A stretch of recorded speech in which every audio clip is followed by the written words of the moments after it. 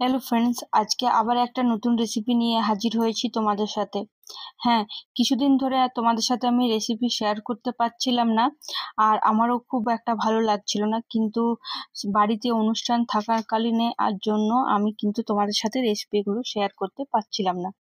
আজকে তোমাদের সাথে আমি কাবলি চানার রেসিপি শেয়ার করব। খেতে কিন্তু অসাধারণ লাগবে, আর খুব কম সময়ের মধ্যে কিন্তু আপনারা এটা বাড়িতে বানাতে পারবেন। কোনো ওকেশন বা এমনি যদি বাড়িতে কিছু খেতে ইচ্ছে করে তাও ক্ষেত্রেও আপনারা কিন্তু করতে পারেন। খুব কম জিনিসের মধ্যে এত একটা সুস্বাদু রেসিপি তৈরি করবেন, বাড়িতে কিছু সামান্য জিনিসের মধ্যেই কিন্তু আপনারা এই রেসিপিটা করতে পারেন।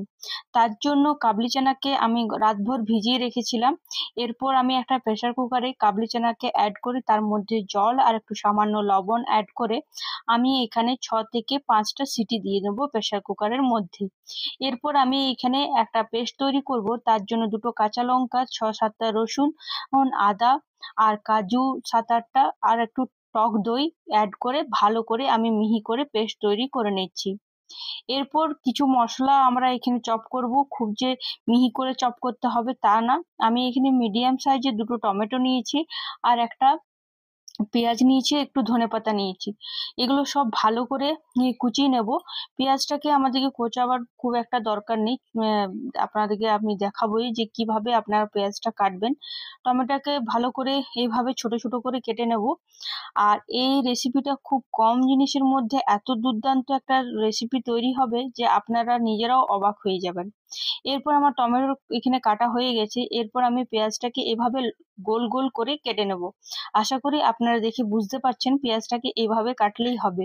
খুব যে মিহি করে কাটতে হবে তার কোনো প্রয়োজন নেই।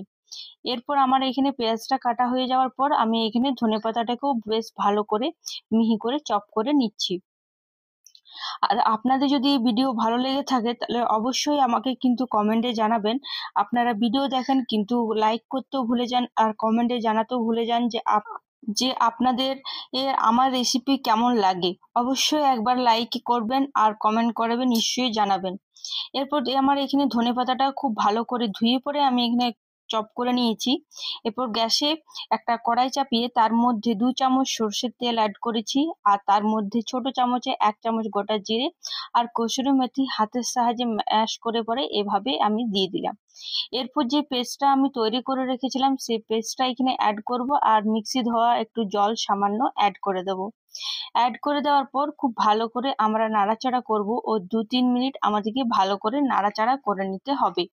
আপনারা যদি চান তো সেই ক্ষেত্রে আপনারা টমেটোটাকে ভেজে তারপর যখন টমেটোটা গলে যাবে তারপর কিন্তু আপনারা এই পেস্টটা অ্যাড করতে পারেন, বা প্রথমে আমি যেভাবে করছি সেভাবেও আপনারা কিন্তু করতে পারেন। আমার এখানে 2-3 মিনিট নাড়াচাড়া হয়ে যাওয়ার পর আমি এখানে 4 মিনিটের জন্য ঢাকা দিয়ে রেখে দিলাম, যতক্ষণ পর্যন্ত না তেল বেরিয়ে আসছে। আমার এখানে কাবলি চানাটা খুব ভালোভাবে সেদ্ধ হয়ে গেছে। আপনাদেরকে হাতের সাহায্যে দেখিয়ে দিলাম কতটা সেদ্ধর প্রয়োজন। আর এদিকে আমার 4 মিনিটও হয়ে গেছে, আমি ঢাকা খুলে নিলাম। দেখুন কি সুন্দর কত ভালোভাবে তেলটা ছেড়ে এসেছে। খুব যে এই তরকারির জন্য তেল দিতে হবে তাও না, খুব কম তেলের মধ্যে একটা দুর্দান্ত রেসিপি কিন্তু বাড়িতেই আপনারা বানাতে পারবেন। এরপর আমি এখানে টমেটোটা যেটা কেটে রেখেছিলাম সেই টমেটো অ্যাড করে দেবো, তার সাথে লবণ অ্যাড করব যাতে টমেটোটা খুব ভালোভাবে গলে যায়। আর বেসিক কিছু মশলা অ্যাড করব, যেমন হলুদ গুঁড়ো 1 চামচ, কাশ্মীরি রেড চিলি পাউডার 1 চামচ, ধনে গুঁড়ো 1 চামচ, জিরে গুঁড়ো 1 চামচ। মশলাগুলো খুব ভালো করে নাড়াচাড়া করব।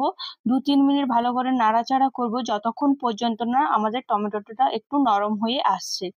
এখানে আমার 2-3 মিনিট নাড়াচাড়ার পর টমেটোটা একটু নরম হয়ে এসছে। আমি আরো 4 মিনিটের জন্য ঢাকা দিয়ে রেখে দেবো যাতে টমেটোটা আরো খুব ভালোভাবে গলে যায় আর মশলার মধ্যে তেলটা বেরিয়ে আসে। দেখুন এখানে 4 মিনিট হয়ে গেছে, আমি ঢাকা খুলে নিলাম। এখানে আমার টমেটোটা খুব ভালোভাবে গলে গেছে আর খুব সুন্দরভাবে তেলটাও ছেড়ে এসছে। আশা করি আপনারা দেখে বুঝতে পারছেন তেলটা কি সুন্দর ছেড়ে এসছে। আর খুব একটা ভালো গন্ধও বেরিয়েছে। আপনারা কিন্তু কসুরি মেথিটা অ্যাড করবেন, দেখবেন তার স্বাদ কিন্তু আরো দুগুণ বাড়বে। কসুরি মেথিটা অবশ্যই অ্যাড করবেন। এরপর যে আমি কাবলি চানাটা সেদ্ধ করে রেখেছিলাম সেটা আমি অ্যাড করে দেবো, আর যে পেঁয়াজটা আমরা গোল গোল করে কেটে রেখেছিলাম সেই পেঁয়াজটা আর ধনেপাতা কুচি অ্যাড করে দিচ্ছি। আমরা এইখানে মশলাতে না পেঁয়াজ ভাজবার প্রয়োজন, না পেঁয়াজের পেস্টের প্রয়োজন, কিছু না। একটু বড় বড় করে পেঁয়াজটা যদি আপনারা কেটে এভাবেও যদি আপনারা দেন, তারও দেখবেন স্বাদ কিন্তু অন্যরকম আসছে। এরপর খুব ভালো করে আমি মিশিয়ে নেব পেঁয়াজের সাথে কাবলি চানাটা। 2-3 মিনিট ভালো করে মেশানোর পর আমি এখানে ঢাকা দিয়ে রেখে দেব ওই খানিক 3-4 মিনিটের জন্য। আশা করি আপনাদের ভালো লাগছে। আর ভালো লাগলে আবার আমি আপনাদেরকে বলছি যে কমেন্টে নিশ্চয়ই জানাবেন, লাইক করতে কিন্তু ভুলবেন না। এখানে আমার 2-3 মিনিটে হয়ে গেছে, আমি এখানে ঢাকা খুলে নিলাম। দেখুন এখানে তেলটাও ছেড়ে এসেছে।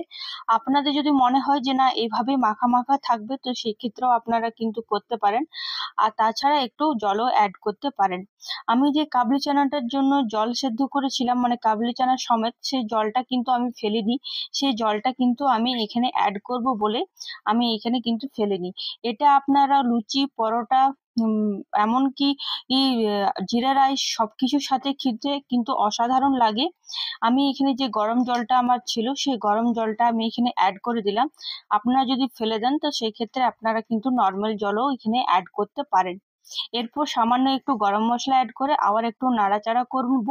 আর যখন জল অ্যাড করবেন, তখন অবশ্যই জলটা কিন্তু একটু গরম বা হাত উষ্ণ গরম হলেও চলবে, কিন্তু গরম জল দেওয়ারই আপনারা চেষ্টা করবেন।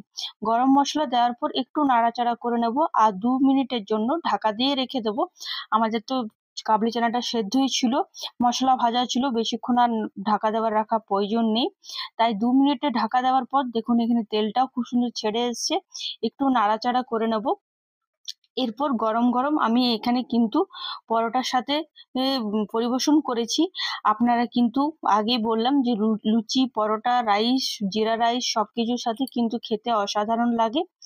দেখুন কি সুন্দর কালারও এসছে, আর মানে খুবই সুন্দর টেস্ট হয়েছে। বিশ্বাস করুন, একবার কোনো ওকেশনে বা যদি অন্যরকম কিছু খেতে ইচ্ছে করে, একঘেয়েমি তরকারি না খেয়ে যদি আপনারা অন্য কিছু খেতে চান, তাহলে অবশ্যই এভাবে একবার কাবলি চানাটা বানান।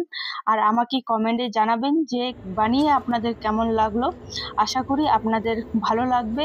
এভাবেই পাশে থাকুন। অসংখ্য ধন্যবাদ।